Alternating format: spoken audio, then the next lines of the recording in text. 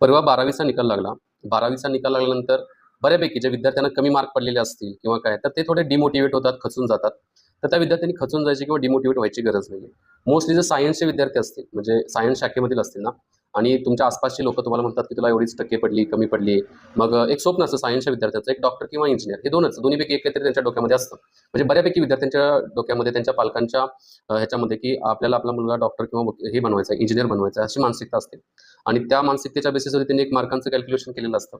मग ते इंजिनिअरिंगसाठी असेल तर JEEचं असेल, नंतर मेडिकलसाठी असेल तर नीटचं असेल. पण समजा ते विद्यार्थ्याला अचीव्ह करता आलं नाही, त्याचबरोबर स्टेट बोर्डचा रिझल्ट लागला, त्याच्यामध्ये पण चांगले मार्क्स पडले नाहीत. तर मग आसपासची लोकं थोडं काय करतात, तर थोडं चिडवण्याचा, डिवचण्याचा प्रयत्न करतात. पहिल्यांदा त्या विद्यार्थ्यासाठी म्हणजे संदेश आहे, की त्यांनी कुठल्याही प्रकारचं टेन्शन घ्यायची गरज नाही आहे किंवा डिस्टर्ब व्हायचं नाही आहे. 12वीमध्ये मार्क्स कमी पडले म्हणजे तुमचं जे काय म्हणतात त्याला, करिअर संपलं, तुमचं फ्युचर घडणार नाही किंवा काय, असं काहीही नसतं बघा. म्हणजे अक्षरशः जे 12वीमध्ये नापास झालेले आहेत ते मोठे-मोठे अधिकारी पण झालेले आहेत, ते तर आहेच. त्याचबरोबर मोठे-मोठे बिझनेस पण झालेले आहेत. त्यामुळे पहिल्यांदा तुम्हाला जर याच्यातून थोडं फ्रस्ट्रेशन, डिप्रेशन येत असेल, ते साईडला फेकून द्या.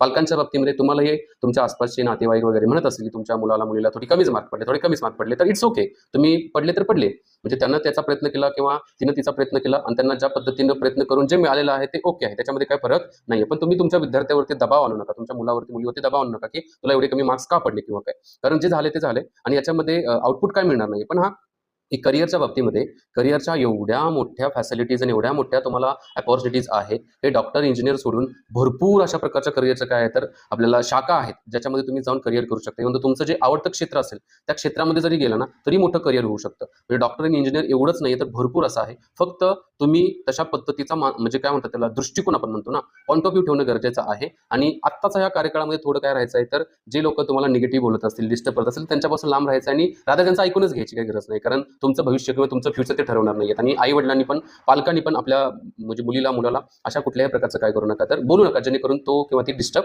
होईल. बाकी भरपूर संध्या आहेत, भरपूर वेगवेगळ्या प्रकारच्या अपॉर्च्युनिटी आहेत. वाटल्यास त्याच्या संदर्भातली पण मी एखादी व्हिडिओ तुमच्यापर्यंत घेऊन येईलच, ज्याच्या माध्यमातून तुम्ही त्याचा काय कराल, तर प्रॉपरली एक अंदाज घ्याल काय करायला पाहिजे करिअरच्या बाबतीमध्ये. कारण मित्रांनो, पालक असाल तर आई-वडिलांच्यासाठी संदेश आहे, की भरपूर अपॉर्च्युनिटी आहेत तुमच्या मुलाला, मुलीला. त्यामुळे त्या ह्याच्यामध्ये भरपूर काही करण्यासारखं आहे. आजकाल एक ठराविक ढाचा राहिलेला नाहीये, की मुलाला हेच करायचं आहे किंवा मुलीला हेच करायचं आहे. कितीतरी संध्या आहेत. फक्त आपल्याला ती संधी आयडेंटिफाय करणं गरजेचं आहे. पहिल्यांदा आता तुम्ही मुलांनी टेन्शन घ्यायचं नाही, मुलींनी टेन्शन घ्यायचं नाही, आई-वडिलांनी मुलांना किंवा लोकांचं पण टेन्शन घ्यायचं नाहीये बघा. जय हिंद.